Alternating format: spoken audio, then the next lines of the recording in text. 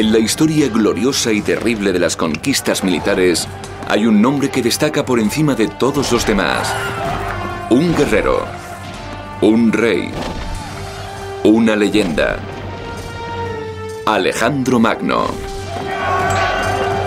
Nunca ha habido otro como él en el mundo. Nacido de una madre despiadada. Creía que su madre se comunicaba con un ser superior. Educado por un filósofo brillante. Uno de los pensadores más influyentes del mundo, Aristóteles. Motivado por un padre dominante. Desenvainaban rápidamente las espadas y la sangre fluía con ligereza. Guerrero macedonio a los 14 años. General a los 18. Rey a los 20. Al mando de 40.000 soldados ansiosos de guerra. Dejó un gran legado y una historia controvertida que han perdurado hasta nuestros días. Alejandro Magno.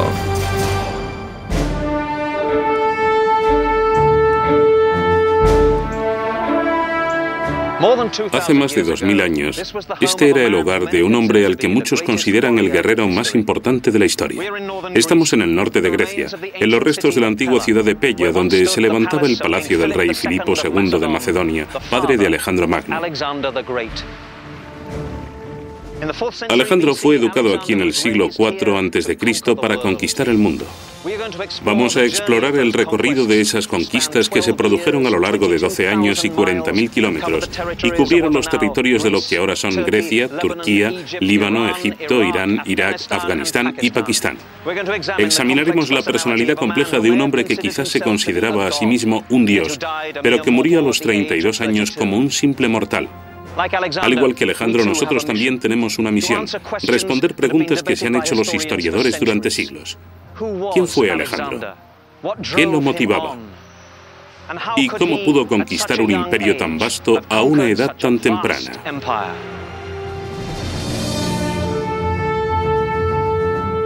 La mayor parte de lo que sabemos de Alejandro Magno procede de 4 historiadores antiguos que escribieron varios cientos de años después de la muerte de Alejandro en el año 323 a.C.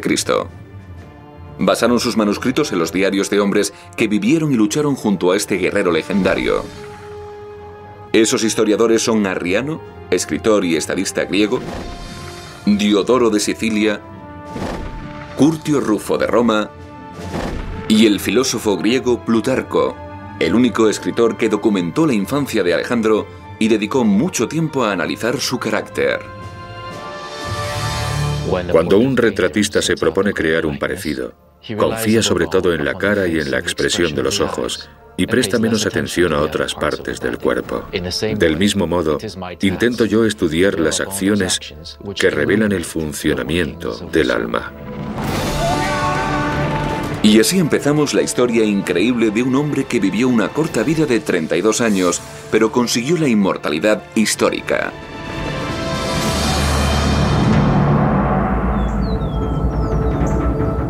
Estamos en el 356 a.C., el año del nacimiento de Alejandro.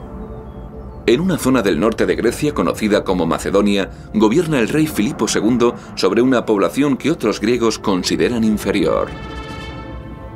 Tenemos la impresión de que los macedonios eran analfabetos, de que eran brutos. Estaban por debajo del nivel cultural del que hacían gala muchos atenienses y de que además eran peligrosos, como demuestra el rey Filipo II. Pero los macedonios son muy ricos. Controlan zonas llenas de minas de oro y de plata. Filipo explota esas riquezas al máximo. Reúne y entrena a un ejército que está entre los mejores del mundo. El reino de Filipo supuso un gran trauma para ellos. No entendían que el desorganizado reino macedonio se hubiera organizado de pronto gracias a las minas. Poseía un poder económico enorme. Pero donde hay poder, también hay pasión. En el año 357 a.C., Filipo, de 26 años, se apasiona por una joven llamada Olimpias, de la región griega del Épiro. Pide su mano en matrimonio y Olimpias acepta convertirse en una de sus numerosas esposas. Tenía fama de casarse con una mujer distinta en cada campaña. Y la causa de ese comentario era que quería hacerse invulnerable diplomáticamente, contrayendo distintas alianzas. Filipo está enamorado de la belleza de Olimpias, pero no sabe que ella posee un lado salvaje, excéntrico, que está metida en cultos místicos y mitologías. Ella tiene un carácter fuerte y le interesa la política, la religión, pero sobre todo la dinastía. No se confundan. El interés principal de Olimpias a lo largo de su vida fue ver en el trono a su hijo Alejandro. Creo que se mostró muy despiadada en lo concerniente a la sucesión de su hijo Alejandro. El matrimonio de Filipo con Olimpias produce al rey preocupaciones y desafíos más grandes que los que tiene que afrontar en el campo de batalla. La noche antes de que se consumara el matrimonio, la novia soñó que un rayo golpeaba su vientre. Filipo se vio a sí mismo en un sueño, sellando el vientre de su esposa, y en el sello había la figura de un león. En otro momento, Filipo vio una serpiente tendida al lado de Olimpias, mientras ésta dormía. Y eso debilitó y enfrió su pasión por ella. A partir de ese momento, se acostaba raramente con ella. O bien tenía miedo de que le lanzara algún conjuro diabólico, o creía que ella se comunicaba con un ser superior. La relación entre Filipo y Olimpias está destinada a ser tormentosa. Filipo vio personalmente en secreto a la serpiente que yacía en el lecho con Olimpias. La experiencia le preocupó mucho. A Zeus, el rey de todos los dioses griegos, se le representaba a menudo en forma de serpiente.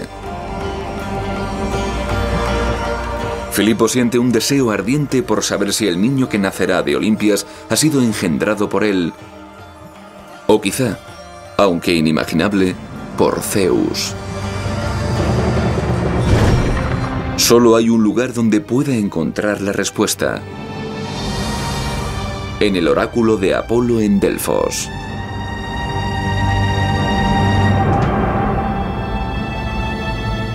Así era Delfos en el siglo IV a.C.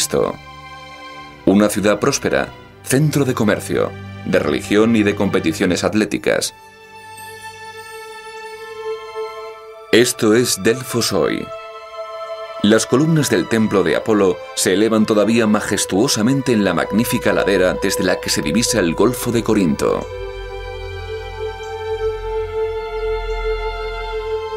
Cuando nosotros oímos las palabras oráculo de Delfos, lo que entendemos es el lugar. La persona era el profeta. Lo que decía era la profecía. Ese es el lugar sagrado que estaba dedicado a Apolo. Y Apolo era el dios del sol, el dios de la música y la poesía. Por otra parte, en Delfos, Apolo podía predecir el futuro a la gente, y eso le daba un carisma especial. Por eso se llamaba oráculo, y eso es el oráculo de Delfos. Dentro del oráculo se pueden ver los tesoros, las estatuas, las dedicatorias, el templo. Ese es el edificio más importante. Debajo estaba el sótano, la habitación sagrada, y la sacerdotisa decía el futuro a la gente desde allí.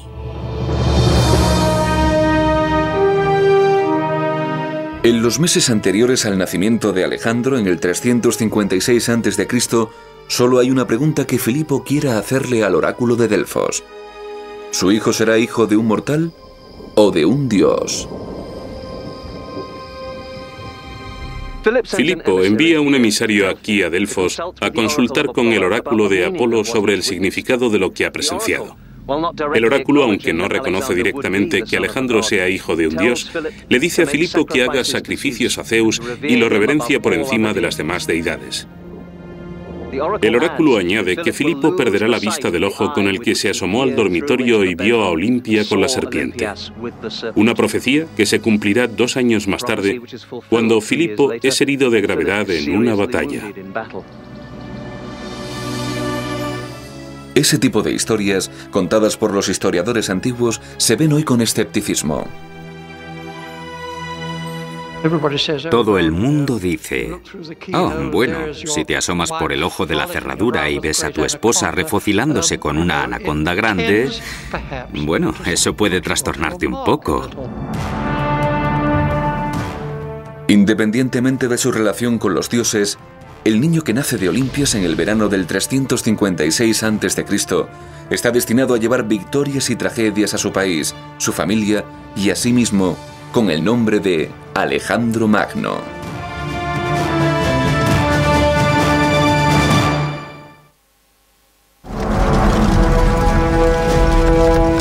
En la época del nacimiento de Alejandro Magno, en el 356 a.C., las tropas de Filipo II están ocupadas ampliando el reino. En la región de Macedonia, al norte de Grecia, hay 2 ciudades prominentes. Aigai, llamada ahora Vergina, es la primera capital macedonia y sigue siendo un centro activo de devoción por la tradición, arte y política. Todavía existen los restos de un palacio grande, así como un teatro al aire libre donde se celebran festivales, actuaciones y competiciones atléticas. En el siglo IV a.C., Pella se convierte en la capital macedonia y el hogar del rey Filipo II. Aquí es donde crece Alejandro Magno. Lleva una vida de príncipe, pero no es un niño rico mimado ni mucho menos. Su ambición y su curiosidad por el mundo son ilimitadas. Alejandro es un chico de una gran inteligencia. Su autor favorito es Homero y duerme con una copia de los poemas de Homero al lado de la cama. En Pella asiste a la escuela reservada a los hijos de la nobleza macedonia. En esa academia recibe un entrenamiento académico, atlético y militar. Pero a los 13 años sucede algo que convence a Filipo de que la inteligencia de su hijo solo se ve superada por su valor. Hubo un día en el que Filoneico de Tesalia llevó a Filipo un caballo llamado Bucéfalo, que ofreció venderle por 13 talentos. El rey y sus amigos bajaron a la llanura a presenciar las pruebas del caballo y llegaron a la conclusión de que era salvaje e incontrolable. Filipo ordenó que se lo llevaran. Pero Alejandro, que estaba cerca, comentó: se van a perder un gran caballo, y solo porque no saben controlarlo ni se atreven a intentarlo.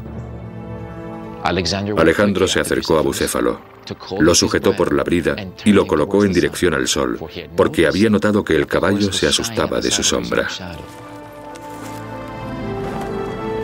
Alejandro montó el caballo y lo puso al trote con su voz y un gesto del pie. Filipo y sus amigos contuvieron el aliento, temerosos, hasta que vieron a Alejandro regresar triunfante. Su padre, nos dicen, llegó a llorar de alegría. Cuando Alejandro desmontó, lo besó y le dijo: hijo mío, tendrás que encontrar un reino lo bastante grande para tus ambiciones. Macedonia es demasiado pequeña para ti. Realidad o ficción, la leyenda dice que Bucéfalo se convirtió en el caballo predilecto de Alejandro, un caballo que montó en la batalla en años posteriores.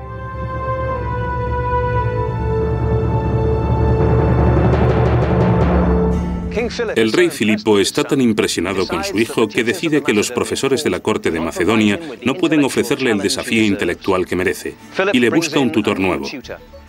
Un hombre que ha pasado a la historia como uno de los pensadores más influyentes del mundo, Aristóteles. Filipo también proporciona a su hijo un entorno mágico en el que aprender. Este es el recinto de las ninfas en Mieza, parte de los jardines legendarios de Midas. Estos arroyos, grutas y senderos en sombra se consideraban sagrados para las ninfas, diosas mitológicas que eran espíritus de la naturaleza. Según Plutarco, Alejandro solía decir que su padre Filipo le había dado el don de la vida, pero Aristóteles le había enseñado a vivir bien. El adolescente Alejandro recorría todos los días este sendero hasta la cueva donde enseñaba Aristóteles.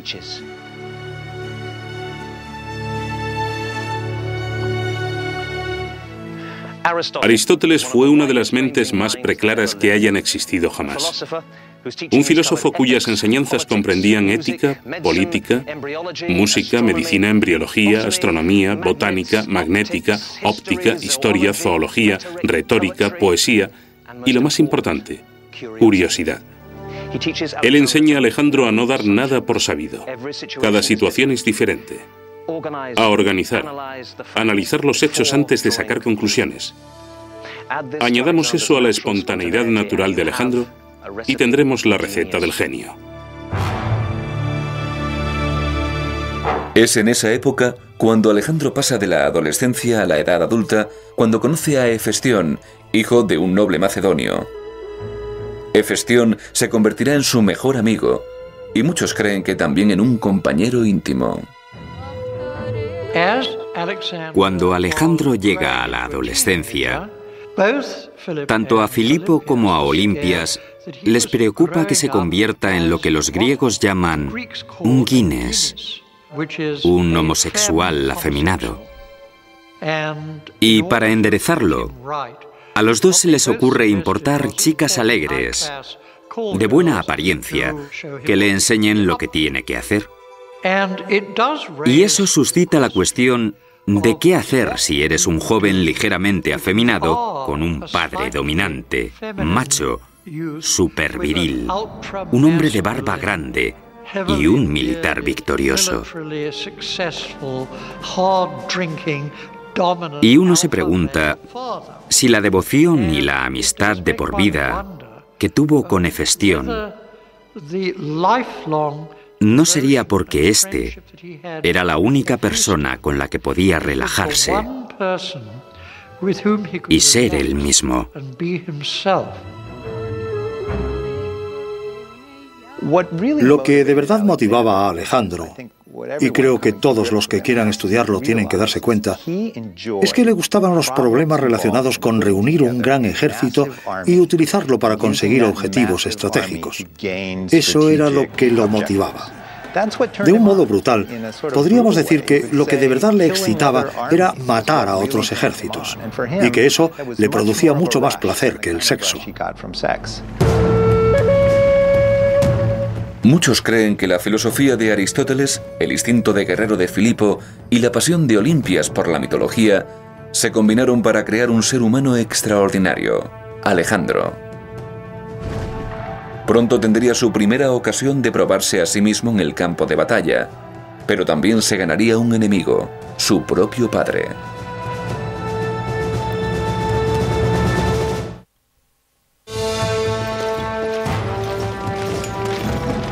...340 a.C., el rey Filipo II de Macedonia, padre de Alejandro, de 16 años, está en guerra.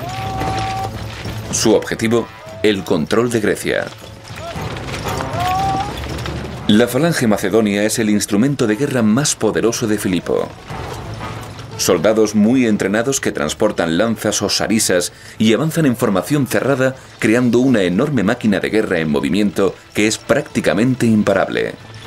Filipo adaptó la formación a partir de la falange griega tradicional. La diferencia principal con la falange de Filipo es que la armadura corporal individual del soldado de infantería es menor, pero eso lo compensa el hecho de que el soldado transporta una lanza. La lanza mide entre 4,5 metros y 5 metros y lleva un contrapeso en el extremo más cercano al soldado que permite que el fulcro se mueva hacia atrás y se levante el extremo de la lanza. Por supuesto, si los soldados llevan lanzas de entre 4,5 metros y 5 metros de longitud, hay que entrenarlos muy bien para que puedan moverse con ellas.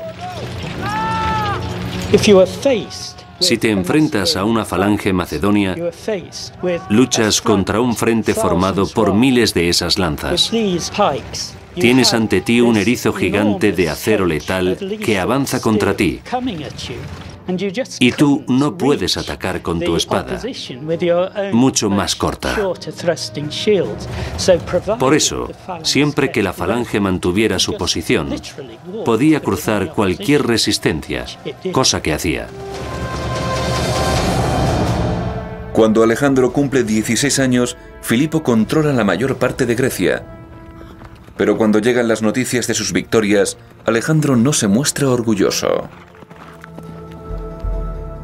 Cuando se enteraba de que Filipo había capturado una ciudad famosa o alcanzado una victoria abrumadora, Alejandro no demostraba ningún placer, sino que comentaba a sus amigos: mi padre se me adelantará en todo, y no quedará nada grande o espectacular que yo pueda enseñarle al mundo. Él no deseaba heredar un reino que le ofreciera riqueza, lujos y placeres de los sentidos. Prefería una vida de lucha, de guerras, de ambición sin límites. El año 339 a.C., Alejandro pasa mucho tiempo en la antigua capital macedonia de Aigai estudiando los informes sobre las hazañas de su padre. Es evidente para muchos que cada vez está más deseoso de entrar en combate y que un día él liderará sus propias conquistas. En una ocasión en que Filipo está fuera de Aigai, llegan unos embajadores de Persia. Los recibe Alejandro en lugar de su padre y los deslumbra con su inteligencia, su madurez y sus conocimientos políticos. Se marchan convencidos de que la celebrada astucia de Filipo no es nada comparada con el espíritu aventurero y las ambiciones peligrosas de su hijo. Pero Filipo también sigue teniendo ambiciones, la de controlar Grecia. Y los dos enemigos más poderosos que se interponen en su camino son los ejércitos de Tebas y Atenas.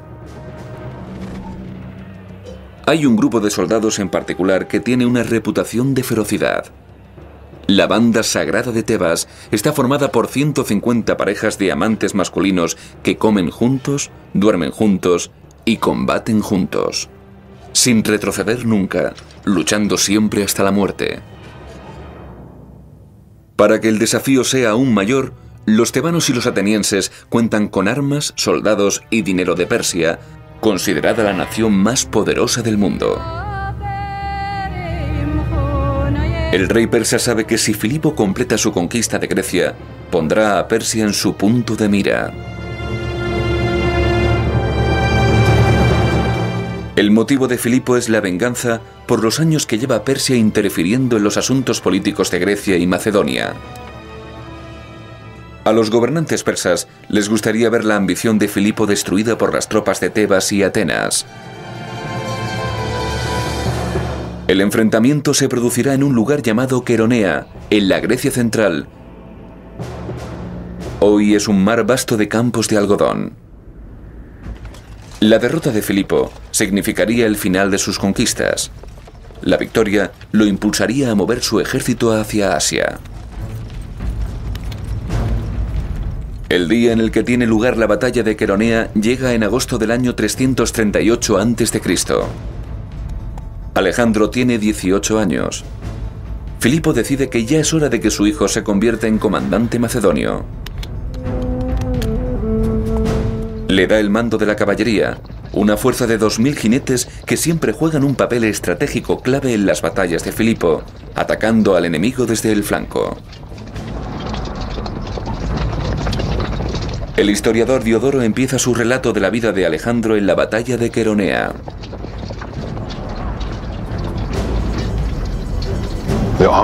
Al amanecer se despliegan los ejércitos y el rey coloca a su hijo Alejandro, joven en años pero famoso por su valor y su rapidez de actuación, en uno de los flancos, al lado de los generales más experimentados, mientras él manda el otro flanco al frente de sus hombres armados con lanzas.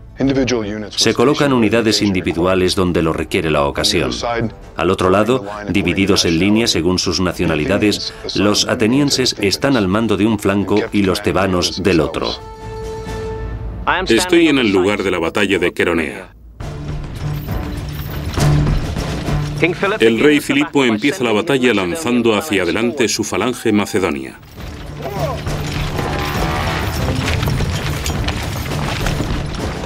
Atacan el flanco izquierdo ateniense. De pronto reciben la señal de retirada. Y cuando una falange de infantería retrocede, mantener la formación es un logro casi imposible, que solo se consigue porque estamos hablando de la mejor tropa de infantería del mundo. Los atenienses y sus aliados avanzan por el campo de batalla hacia los macedonios en aparente retirada. Pero los tebanos, que son tropas más disciplinadas, se quedan donde están, lo cual resulta ser un error. Porque entre los tebanos y sus aliados se abre un hueco y Alejandro lo ve. Está esperando con la caballería y cuando ve el hueco se lanza a la carga, lo atraviesa, rodea a los tebanos y puede atacar a los aliados por el lateral. Al mismo tiempo, la falange macedonia deja de retroceder y empieza a avanzar. Se lanzan sobre los atenienses como una apisonadora.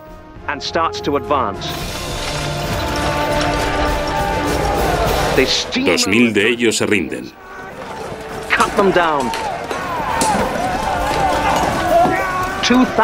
Los tebanos no tienen tanta suerte. Alejandro y sus hombres los tienen rodeados por completo y muere prácticamente hasta el último hombre.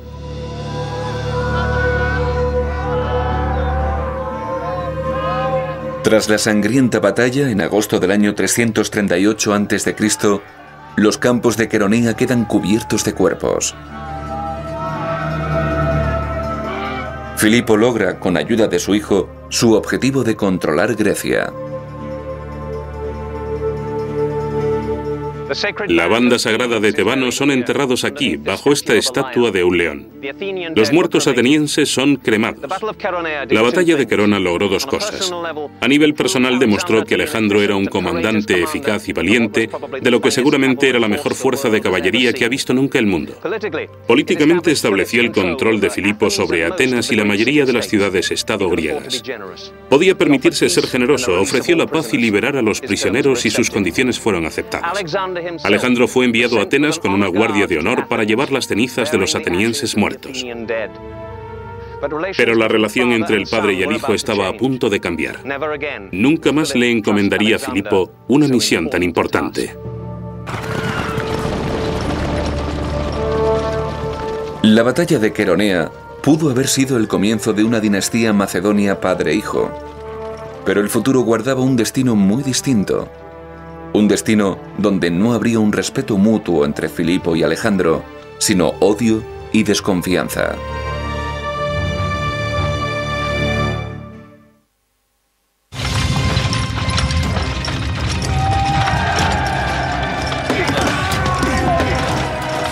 En el otoño del 338 a.C., el rey Filipo de Macedonia controla casi toda Grecia. Una victoria decisiva en Queronea, en la que Alejandro juega un papel importante en la derrota de los atenienses, inspira un gran respeto en las tropas macedonias por un nuevo liderazgo padre-hijo. A los 18 años, Alejandro ha demostrado ya ser un digno sucesor del trono de su padre. Y naturalmente asume que un día será el dueño de este palacio de Aigai. Pero una serie de acontecimientos cambia esas expectativas. Acontecimientos provocados no por la guerra, sino por el amor. A los pocos meses de su victoria en Queronea, Filipo decide tomar otra esposa. Cleopatra, de 20 años y de una importante familia macedonia, acepta casarse con él.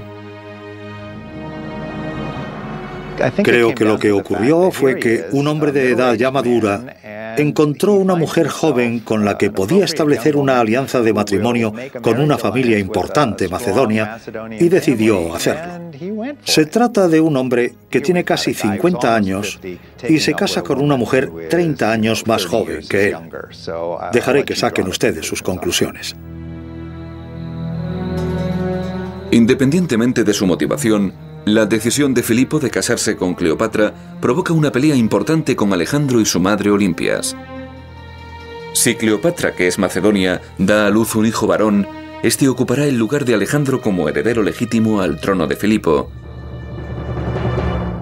ya que la madre de Alejandro es de Épiro, que no es parte de Macedonia. A Alejandro que se ha criado con la Ilíada y las alabanzas de sus tutores, que lo llamaban el segundo Aquiles, le gusta ese papel. Por otra parte, está Papaíto, que tiene prioridad en ese puesto. Y ahora, Papaíto se ha vuelto a casar y quiere engendrar hijos en Cleopatra. La creciente tensión entre miembros de la familia alcanza su punto cumbre la noche de la boda de la pareja, en el otoño del 338 a.C. Los macedonios eran famosos por sus fiestas alcohólicas. Muchas de ellas tenían lugar aquí, en el palacio. Después de la boda de Filipo y Cleopatra, tiene lugar el tradicional banquete macedonio, en el que todos los hombres se emborrachan. Atalo, tío de la novia, hace un brindis en el que ruega a los dioses que bendigan la unión con un heredero legítimo al trono. Alejandro, enfurecido, grita: ¿y yo qué soy, un bastardo? Y le arroja su vaso de vino a Atalo. Filipo se levanta, desenvaina la espada y cruza la habitación hacia su hijo, pero está tan borracho que tropieza y se cae. Alejandro se burla de su padre y dice: este es el hombre que quiere cruzar de Europa a Asia, y ni siquiera puede cruzar de una mesa a otra.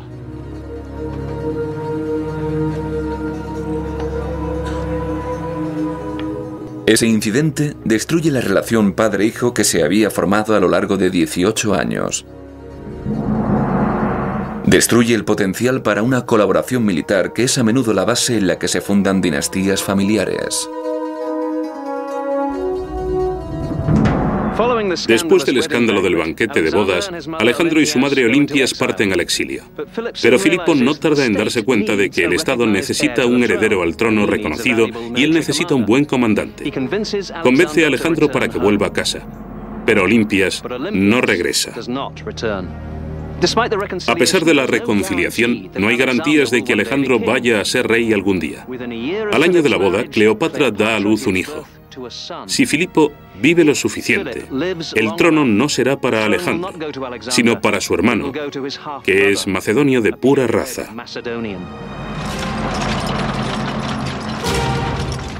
Aunque la discordia entre Filipo, Alejandro y Olimpias dista mucho de haber sido superada, Filipo se concentra ahora en su nuevo objetivo.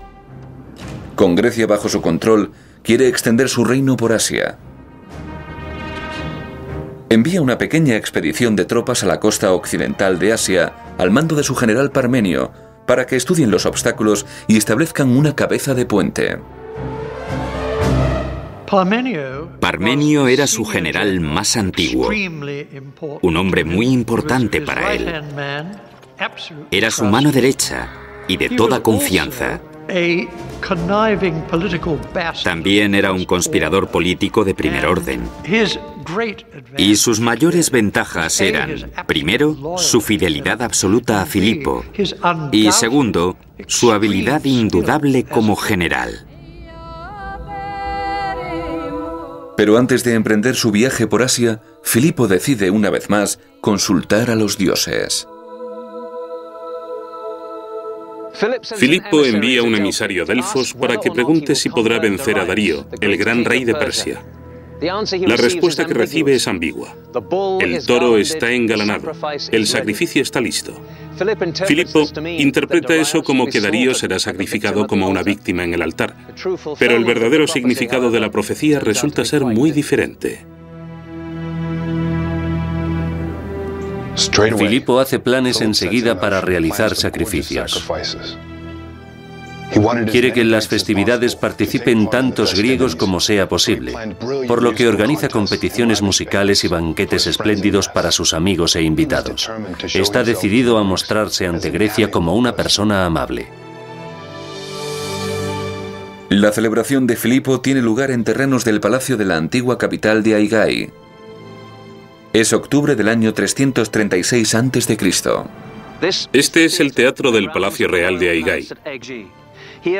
Aquí se reúnen miles de macedonios con el rey Filipo y con Alejandro para un festival en honor de los dioses.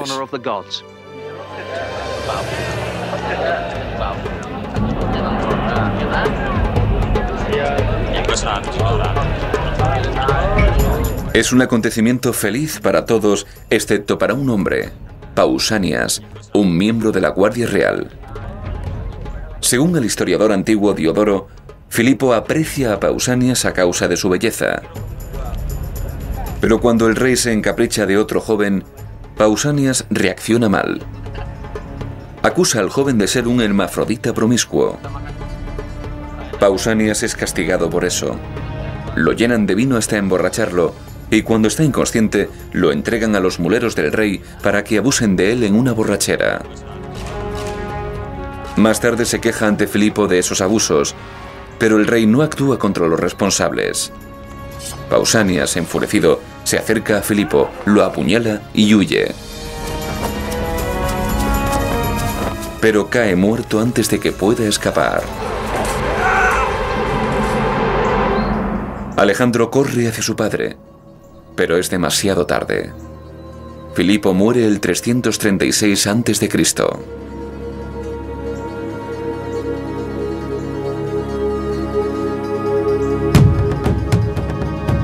Enseguida surgen teorías de conspiraciones. ¿Es posible que Olimpias, la esposa de Filipo, esté mezclada en el asunto para conseguir que su hijo Alejandro herede el trono? ¿Puede ser que el propio Alejandro haya jugado un papel en la planificación del asesinato? Mientras se investigan esos temas, hay que decidir una cuestión más urgente. ¿Aceptará Grecia a Alejandro como rey?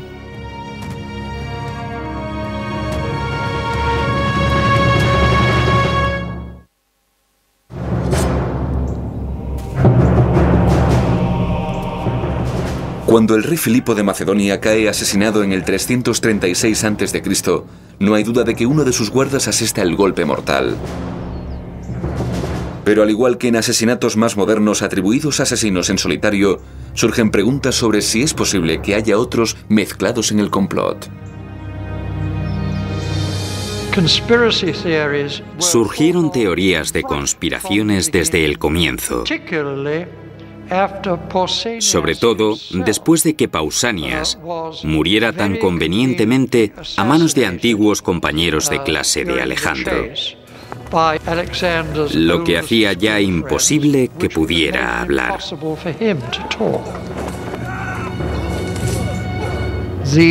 Las primeras sospechas recayeron sobre Olimpias y a través de ella sobre Alejandro. Y la verdad, no la sabremos nunca.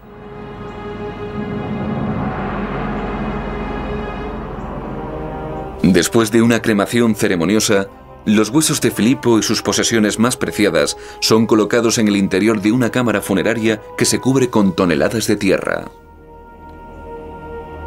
Según una costumbre antigua, cuanto más alto el montículo, más importante la persona.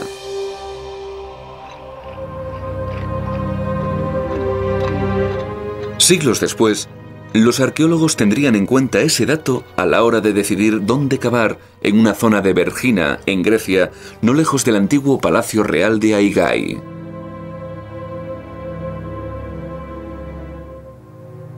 Aquí es donde enterraron al rey Filipo II, cerca de su palacio, bajo un montículo de tierra que se conoce como el Gran Túmulo. La tumba permaneció oculta más de 2000 años, hasta 1977, cuando la descubrió el arqueólogo griego Manolis Andrónicos. 15 años más tarde, se construye un magnífico museo en el interior del túmulo. El Museo de Vergina es una maravilla de arquitectura y diseño modernos. Aquí se exponen objetos encontrados en varias tumbas.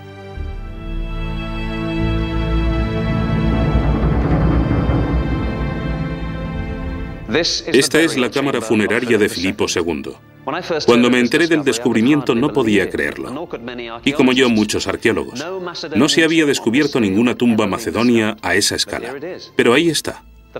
La fachada está diseñada como un templo, una entrada de mármol flanqueada por dos medias columnas o pilastras. Encima de la entrada, hay un friso con una pintura de una cacería real. Aparece Filipo cazando leones, osos y otros animales salvajes en un bosque de Macedonia. Aquí, un joven a caballo se apresta a lanzar su arma. Es el propio Alejandro. Encontrar la tumba del padre de Alejandro Magno era ya todo un hallazgo. Pero lo que los arqueólogos no se esperaban, lo que nadie había podido imaginar, era el asombroso tesoro que encontrarían dentro. Los huesos de Filipo II estaban en el interior de esta caja de oro macizo.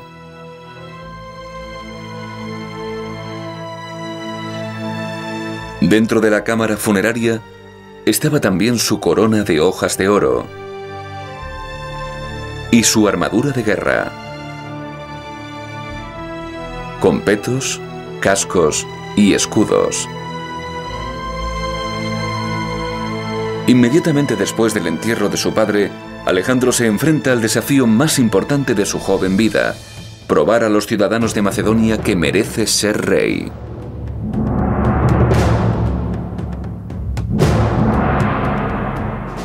Alejandro tenía solo 20 años cuando heredó el reino, que en aquel momento estaba plagado de envidias y disputas. Los consejeros macedonios de Alejandro temían que se avecinara una crisis y aconsejaron al joven rey que dejara en paz a los estados griegos y no usara la fuerza contra ellos. Alejandro, sin embargo, optó por lo contrario y decidió que el único modo de asegurar su reino era actuar con audacia y espíritu arrogante. Estaba seguro de que, si cedía aunque solo fuera una fracción de su autoridad, todos sus enemigos lo atacarían a la vez. En menos de 6 meses, Alejandro recupera el control de Grecia al mando de su ejército macedonio y se gana el respeto de sus tropas por su decisión y su valentía.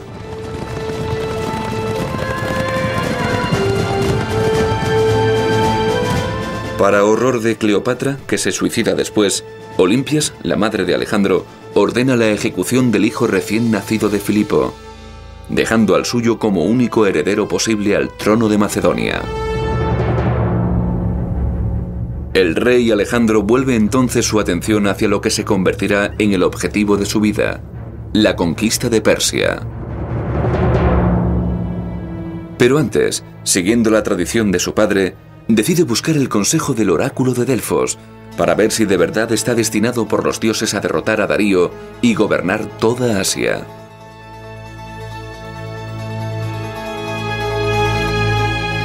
Pero a diferencia de Filipo, que siempre enviaba un emisario, Alejandro va personalmente en noviembre del año 335 a.C. Cuando Alejandro llega aquí, a Delfos, le dicen que ha llegado en la época equivocada. En los meses de invierno no se puede consultar al oráculo. Tendrá que regresar en primavera. Alejandro, que no acepta fácilmente un no por respuesta, va en busca de la sacerdotisa e intenta arrastrarla por la fuerza hasta el templo. Al fin, vencida por su insistencia, ella grita: «Eres invencible, hijo mío». Cuando él oye eso, declara que no necesita más profecías, ya tiene la respuesta que buscaba. Al igual que con muchas historias que describen a Alejandro, en la narración de su visita a Delfos es difícil separar el mito de la realidad. Pero su deseo apasionado de complacer los dioses y buscar su guía será un tema recurrente en su vida. A punto de embarcarse en lo que será un viaje de 12 años, puede que Alejandro se considere a sí mismo fruto de un linaje divino, o puede que no.